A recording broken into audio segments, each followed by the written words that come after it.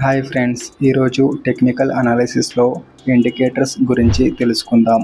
Stock మార్కెట్లో invest and trading చేయాలి అంటే ఇండికేటర్స్ గురించి తెలిసి ఉండాలి.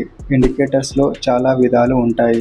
Moving average, MACD, Bollinger bands, volume, RSI అన్ని ఇండికేటర్స్ గురించి సపరేట్గా వీడియోస్ చేస్తాను.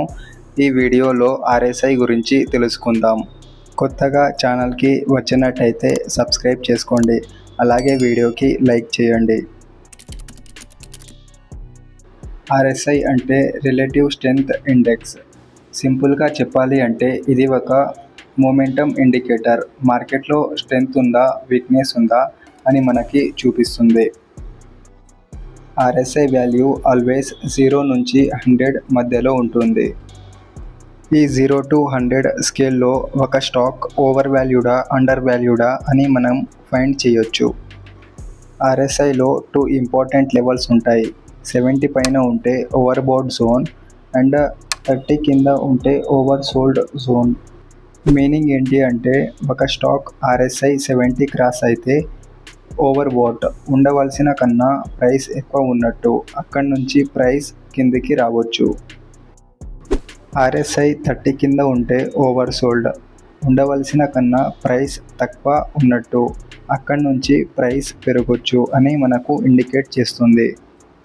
బట్ ఒక్క విషయం గుర్తుపెట్టుకోండి, ఆర్ఎస్ఐ ఒక్కదానిపైన డిపెండ్ అయి మీరు ఒక స్టాక్ని బై అండ్ సెల్ చేయకూడదు. వాటితో పాటు ఇంకొన్ని ఇండికేటర్స్ కూడా యూస్ చేయాలి. Candlestick patterns, moving average, MACD ఇలాంటి ఇండికేటర్స్ కూడా యూస్ చేయాలి. ఇవన్నీ ఇండికేటర్స్ కన్ఫర్మేషన్ స్ట్రాంగ్గా ఉంటే బై అండ్ సెల్ చేయండి. మీరు ఆర్ఎస్ఐని చార్ట్లో చూడాలి అనుకుంటే మీరు యూజ్ చేస్తున్న బ్రోకరేజ్ యాప్ ఓపెన్ చేయండి. అక్కడ ఏదో ఒక స్టాక్ని ఓపెన్ చేయండి. అక్కడ పైన ఇండికేటర్స్ ఆప్షన్లో ఆర్ఎస్ఐ అని సెర్చ్ చేయండి. అప్లై చేసేస్తే ఆ స్టాక్ యొక్క ఆర్ఎస్ఐ మూమెంట్ మనకి చూపిస్తుంది. మీ దగ్గర డిమాట్ అకౌంట్ లేకపోతే ట్రేడింగ్ వ్యూ వెబ్సైట్లో వెళ్ళి కూడా మీరు చెక్ చేయవచ్చు. మనం ఆర్ఎస్ఐని డిఫరెంట్గా కూడా యూజ్ చేయవచ్చు. అది ఎలా అంటే ఒక స్టాక్ అప్ ట్రెండ్లో ఉన్నప్పుడు ఆర్ఎస్ఐ 40 to 80 రేంజ్లో మూవ్ అవుతుంది. అలాగే డౌన్ ట్రెండ్లో ఉన్నప్పుడు 20 to 60 రేంజ్లో మూవ్ అవుతుంది.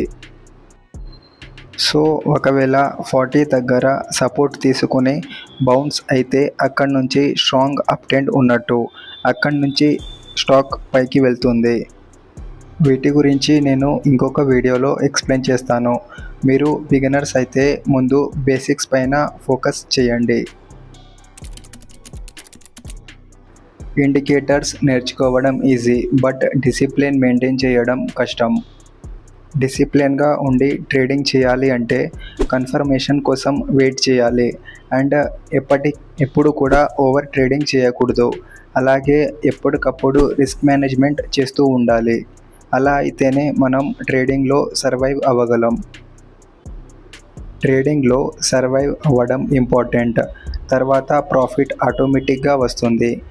క్యాపిటల్ని ఎప్పటికప్పుడు ప్రొటెక్ట్ చేస్తూ ఉండాలి.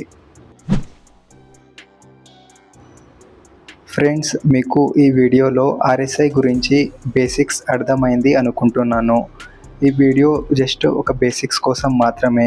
రాబోయే వీడియోస్లో నేను లైవ్ చాట్లో ఎక్స్ప్లెయిన్ చేస్తాను. స్టాక్ మార్కెట్ మరియు ట్రేడింగ్ వీడియోస్ కోసం ఛానల్కి సబ్స్క్రైబ్ చేయండి అండ్ ఈ వీడియో నచ్చినట్టయితే లైక్ చేయండి. మీకు ఎలాంటి డౌట్స్ ఉన్నా నాకు కామెంట్ చేయండి. Thank you for watching.